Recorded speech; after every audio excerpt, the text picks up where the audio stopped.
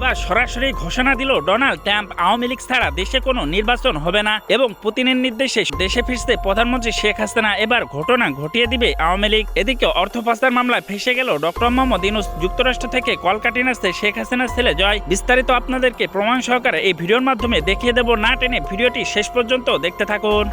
Must be held in Bangladesh with the participation of all political parties, including the Awami League. তফসিল ঘোষণার আগে থেকেই doctor ইউনূসকে ইউরোপের অনেকগুলো দেশ, জাতিসংঘ, মানবাধিকার সংস্থা এবং আমাদের পার্শ্ববর্তী দেশ ভারত ডক্টর ইউনূসকে চাপ দিয়ে আসছে যাতে বাংলাদেশে একটি ইনক্লুসিভ নির্বাচন হয় সকল দলের অংশগ্রহণে। দর্শক, আজকেই বিবিসি বাংলা যখন আওয়ামী লীগের নেতাদের নিয়ে সাক্ষাৎকারমূলক একটা প্রতিবেদন তৈরি করেছে এবং সেখানে তারা দাবি করছে আওয়ামী লীগের নেতারা বলছেন নির্বাচনে তারা অংশগ্রহণ করতে চান, নির্বাচনের তফসিল প্রত্যাখ্যান করলেও নির্বাচন প্রক্রিয়ার সঙ্গে তারা থাকতে চান, অর্থাৎ নির্বাচন বানচাল করার তাদের প্ল্যান নেই। আমি ইউনূসকে আহ্বান করি, আসেন আমার সাথে নির্বাচন করার যে কোনো কনস্টিটুয়েন্সিতে আসেন, দেখি কে জিতে, কাকে জনগণ ভোট দেয়। আজকে নির্বাচন দিয়েছে, কেন আওয়ামী লীগ নির্বাচন করতে পারবে না? কেন আওয়ামী লীগে ভোট দিতে পারবে না? অবশ্যই আওয়ামী লীগকে নির্বাচন করতে দিতে হবে। আমরা নির্বাচন করতে চাই।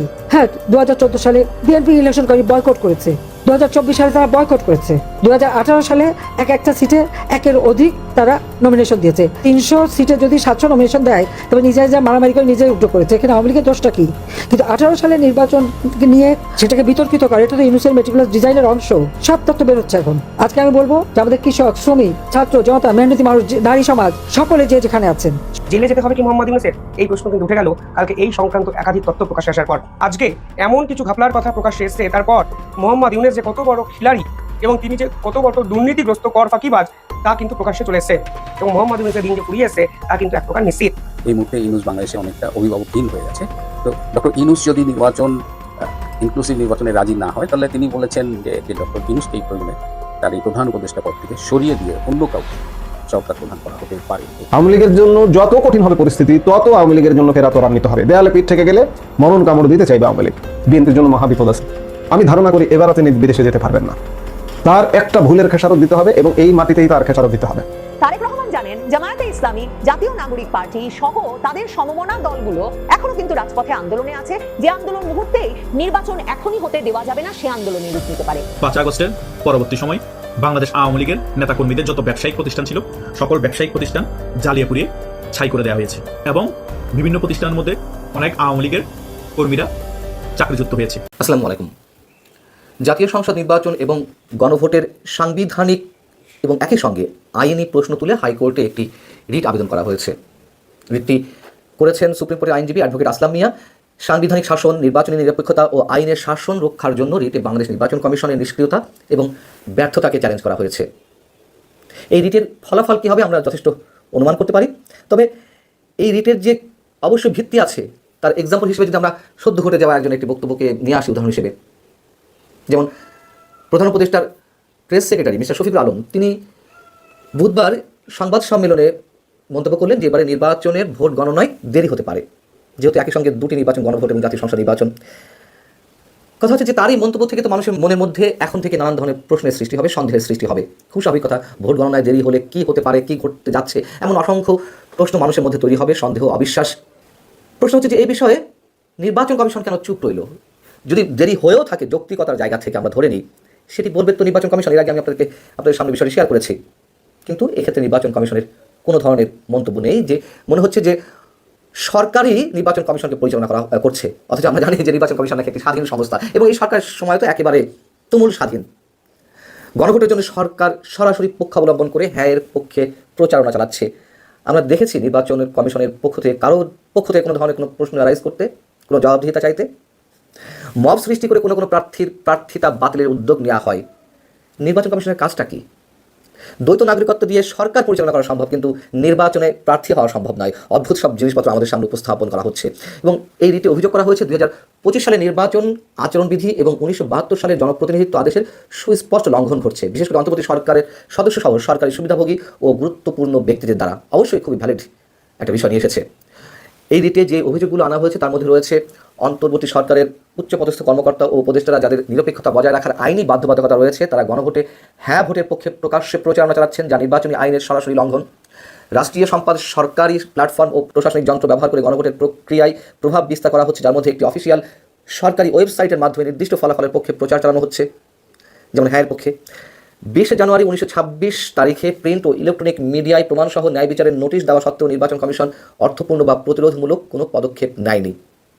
এবং রিটে আরও গুরুতর সাংবিধানিক আপত্তি উত্থাপন করা হয়েছে। একই দিনে কেন জাতীয় নির্বাচন এবং গণভোট অনুষ্ঠিত হতে যাচ্ছে, এতে একই সঙ্গে নির্বাচনী ন্যায্যতা নষ্ট হচ্ছে, ভোটারদের বিভ্রান্তি করা হচ্ছে এবং গণতান্ত্রিক অংশগ্রহণের জন্য প্রয়োজনীয় সমতল মাঠ নিশ্চিত করা যাচ্ছে না। যিনি এই রিটটি দায়ের করেছেন অ্যাডভোকেট আসলাম, তিনি বলছেন যে এই রিট কোনো রাজনৈতিক দল বা মতাদর্শের বিরুদ্ধে নয়, এটি নির্বাচনী প্রক্রিয়ায় নির্বাহী হস্তক্ষেপ এবং নির্বাচন কমিশনের সাংবিধানিক দায়িত্ব পালনের ব্যর্থতার বিরুদ্ধে একটি সাংবিধানিক চ্যালেঞ্জ।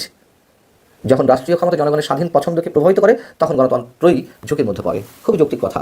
এবং একটু জানিয়ে রাখি যে প্রতিকারগুলো এই রিটে চাওয়া হয়েছে সেগুলোর মধ্যে রয়েছে নির্বাচন কমিশনের নিষ্ক্রিয়তাকে অবৈধ আইনগত প্রভাবশূন্য ঘোষণা, বিচারিক পর্যালোচনা না হওয়া পর্যন্ত নির্বাচন ও গণভোট সংক্রান্ত সব প্রস্তুতি ও কার্যক্রমের অন্তর্বর্তীকালীন স্থগিতাদেশ, নির্বাচনী আইন লঙ্ঘনকারীদের বিরুদ্ধে যথাযথ আইনি ব্যবস্থা গ্রহণের নির্দেশ এবং নাগরিকদের সাংবিধানিক অধিকার রক্ষা ও মুক্ত সুষ্ঠু বিশ্বাসযোগ্য নির্বাচনী প্রক্রিয়া নিশ্চিত করতে প্রয়োজনীয় অন্যান্য আদেশ।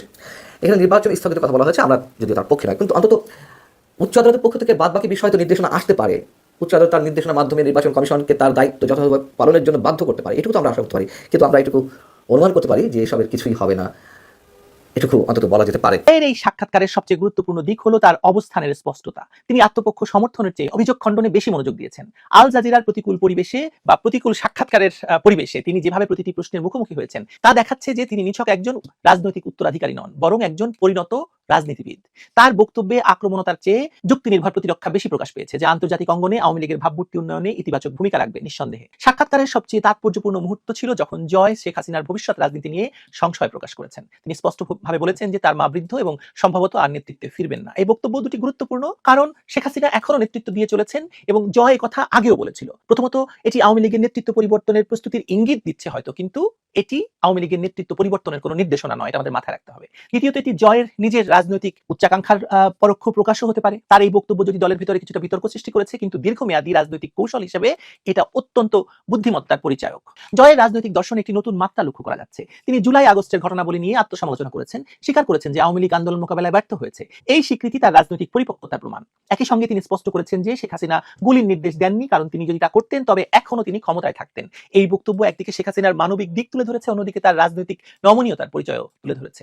সাক্ষাৎকারে জয়ের সবচেয়ে শক্তিশালী বক্তব্য ছিল আওয়ামী লীগ ছাড়া নির্বাচনের অসম্ভবতা নিয়ে। তিনি দাবি করেছেন যে বাংলাদেশের প্রায় 30 থেকে 50% মানুষ এখনো আওয়ামী লীগের সমর্থক। এই দাবি সত্য, অন্তর্বর্তী সরকারের জন্য একটি বড় চ্যালেঞ্জ, আমি নিশ্চিত। জয়ের এই আত্মবিশ্বাস শুধু পারিবারিক উত্তরাধিকার থেকে আসেনি, বরং তার নিজস্ব রাজনৈতিক বিশ্লেষণ এবং দলের গোয়েন্দা তথ্যের উপর ভিত্তি করেও তিনি এই বক্তব্য দিয়েছেন। জয়ের বডি ল্যাঙ্গুয়েজ দেখুন, কথা বলার ধরন বিশেষভাবে উল্লেখযোগ্য। তিনি কোনো রকম নার্ভাসনেস প্রদর্শন করেননি, আত্মবিশ্বাসী ভঙ্গিতে কথা বলেছেন। এই আচরণ দেখাচ্ছে যে তিনি নিজেকে একজন ভবিষ্যৎ নেতা হিসেবে দেখছেন। তার কথাবার্তায় যে দৃঢ়তা এবং নিশ্চিন্ততা ফুটে উঠেছে তা বাংলাদেশের রাজনীতিতে একটি নতুন শক্তির আবির্ভাবের ইঙ্গিত দিচ্ছে। মানে আওয়ামী লীগ একটি বড় শক্তিশালী দল, তার নেতা হিসাবে তাকেও শক্তিশালী একটা বার্তা দিতেই হতো। তবে জয়ের এই সাক্ষাৎকারের সবচেয়ে গুরুত্বপূর্ণ দিক হলো তিনি আওয়ামী লীগের ভবিষ্যৎ কৌশল স্পষ্ট করেছেন। তিনি বুঝিয়ে দিয়েছেন যে দলটি কোনো অবস্থাতেই রাজনীতি থেকে সরে যাবে না। তার হুমকি যে নির্বাচন প্রতিহত করা হবে তা শুধু একটি রাজনৈতিক বক্তব্য নয়, বরং একটি কৌশলগত অবস্থান। তিনি স্পষ্ট করেছেন যে আওয়ামী লীগ সহিংসতা চায় না, কিন্তু তাদের রাজনৈতিক অধিকার থেকে বঞ্চিত করা হলে তার পরিণতি ভয়াবহ হতে পারে। জয়ের এই সাক্ষাৎকার আওয়ামী লীগের জন্য একটি নতুন অধ্যায়ের সূচনা করেছে। তিনি প্রমাণ করেছেন যে শেখ হাসিনার পরেও দলটির শক্তিশালী নেতৃত্ব রয়েছে। তার আন্তর্জাতিক যোগাযোগ ক্ষমতা, ভাষাগত দক্ষতা এবং রাজনৈতিক বিশ্লেষণী দক্ষতা দলের ভবিষ্যতের জন্য আশাব্যঞ্জক। বাংলাদেশের রাজনীতিতে সজীব ওয়াজেদ জয় এখন আর শুধু শেখ হাসিনার ছেলে নন, বরং একজন স্বতন্ত্র রাজনৈতিক ব্যক্তিত্ব হিসেবে তিনি প্রতিষ্ঠিত হয়েছেন।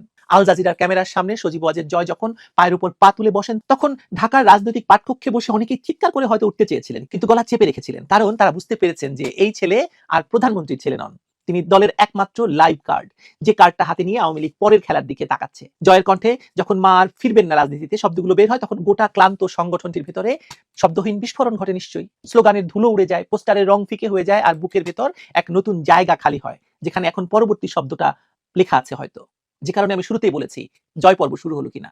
এই খালি জায়গাটাই আসলে জয়ের সাক্ষাৎকারের মূল লক্ষ্য ছিল। ক্যামেরার সামনে তিনি যা বলেছেন তার চেয়ে যা না বলে গেছেন তাই গুরুত্বপূর্ণ। তিনি আল জাজিরাকে দোষারোপ করেননি, ইউনূস সরকারের কুকীর্তি তুলে ধরতে চাননি, বরং প্রতিটি প্রশ্নকে ব্যবহার করেছেন নিজের নতুন অবস্থানটা চিহ্নিত করতে। তিনি আর ব্যাকরুম বয় নন, তিনি এখন ফ্রন্ট লাইনের স্টেক হোল্ডার, যে কিনা ভবিষ্যতের বোর্ডে নিজের আসন পাকা করে নিচ্ছেন। যখন তিনি বলছেন যে আওয়ামী লীগ 40-50% মানুষের প্রতিনিধিত্ব করে, তখন আসলে তিনি পরিষ্কার ভাষায় বলছেন এই বিশাল ভোট ভান্ডারের কাস্টোডিয়ান এখন তিনি নিজে, মানে সজীব ওয়াজেদ জয়। শুধু মায়ের নামে নয়, তার নিজের পরিচয়ে তিনি সেটি ক্লেম করছেন। আর যখন তিনি হুঁশিয়ারি দিচ্ছেন যে নির্বাচন আওয়ামী লীগ ছাড়া হলে সহিংসতা হবে, তখন তিনি কোনো ধ্বংসাত্মক হুমকি দেননি, বরং রাষ্ট্রযন্ত্রকে মনে করিয়ে দিচ্ছেন আমরা এখনো রাস্তায় নামার ক্ষমতা রাখি, আমাদের কর্মীরা এখনো গোপন কবর খুঁড়ছে, তাই নতুন খেলার নিয়ম লিখতে হলে আমাদের বসতে হবে টেবিলে।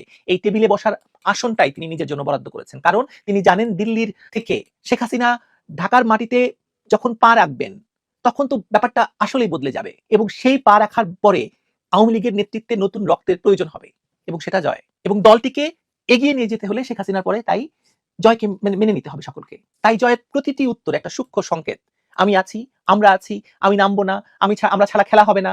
তিনি যখন বলছেন 2018 সালে আমরা 30% ব্যবধানে এগিয়েছিলাম, তখন তিনি আসলে বলছেন জরিপের ডেটা মানে আমার হার্ড ড্রাইভে আছে, নেটওয়ার্ক আমার হাতে, তাই নতুন নির্বাচনে লেজিটিমেসি চাইলে আমার দরকার পড়বে বা আওয়ামী লীগের দরকার পড়বে। আর যখন তিনি বলছেন যে আমরা সহিংসতা চাই না, তখন তিনি আসলে বলছেন আমরা সহিংসতা শুরু করতে পারি, সেটা ঠেকাতে চাইলে আমাদের সঙ্গে কথা বলতে হবে। এই কথা বলার ভাষাটা হলো নতুন নেতৃত্বের ভাষা, যেখানে আবেগ নেই, ডেটা কথা বলছে, যেখানে স্লোগান নয় স্ট্র্যাটেজি কাজ করছে। জয়ের চোখে আর আল জাজিরার সাংবাদিক আর শত্রু নন, তিনি একটা মাধ্যম মাত্র, যার মাধ্যমে তিনি পশ্চিমা দর্শকদের বোঝাচ্ছেন আওয়ামী লীগ এখনো বাংলাদেশের সবচেয়ে বড় ব্র্যান্ড, এই ব্র্যান্ডের কাস্টোডিয়ান হিসেবে শেখ হাসিনা নেতৃত্বে আছেন, কিন্তু আমিও তৈরি হচ্ছি, শেখ হাসিনার সঙ্গে ডিল করতে হলে আমার সঙ্গেও ডিল করতে হবে একই সাথে।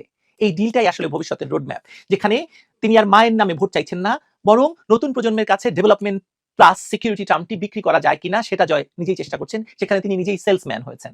তিনি যখন বলছেন আমরা ক্লিন নির্বাচন চেয়েছিলাম কারণ আমরা জিততাম, তখন তিনি আসলে বলছেন আমরা ভোট চুরি করিনি, জনগণের ভোটেই আমরা নির্বাচিত হয়েছি। এই সাক্ষাৎকারের শেষে যখন তিনি হালকা হেসে তিনি তার মায়ের কথা বলেন, তখন বোঝা যায় একজন ছেলে হিসাবে বা সন্তান হিসাবে মায়ের প্রতি তার আসলে মানে কতখানি দুশ্চিন্তা রয়েছে, কারণ তার মায়ের বয়স হয়েছে এবং তার মা এখনো আওয়ামী লীগকে ফেরানোর কাজটি রাত দিন করে চলেছেন। যাই হোক, প্রশ্নটা কেউ জানতে চান না, কারণ সবাই জানে জয় ইতিমধ্যে ফিরে এসেছেন, শুধু পদ্মা সেতু পার হননি এখনো, তিনি পার হবেন শিগগিরই, কিন্তু শেখ হাসিনার হাত ধরে। বাংলাদেশ এখন যে পরিস্থিতিতে আছে, সেই পরিস্থিতিতে শেখ হাসিনা ছাড়া উত্তরণ নেই। এই পরিস্থিতিতে বাংলাদেশকে শেখ হাসিনা যে পর্যায়ে নিয়ে গেছেন, সেই পর্যায় থেকে বাংলাদেশকে যে স্তরে নামানো হয়েছে, সেই জায়গা থেকে মুক্তি পেতে হলে শেখ হাসিনার নেতৃত্ব প্রয়োজন। কিন্তু শেখ হাসিনার নেতৃত্বের সঙ্গে জয়ও যে তৈরি হয়েছেন, আল জাজিরা এই সাক্ষাৎকার সেটাই প্রমাণ করছে।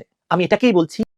প্রিয় দর্শক, এই ভিডিওটা আপনাদের কাছে কেমন লাগলো? যদি বিন্দু পরিমাণ ভালো লেগে থাকে তাহলে অবশ্যই চ্যানেলটাকে সাবস্ক্রাইব করে আমাদের সাথেই থাকবেন, যাতে করে এমন নতুন নতুন আপডেট নিউজ সবার আগে আপনাদের হাতে তুলে দিতে পারি। তাহলে সবাই ভালো থাকবেন, সুস্থ থাকবেন। দেখা হচ্ছে পরবর্তী কোনো আপডেট নিউজ নিয়ে।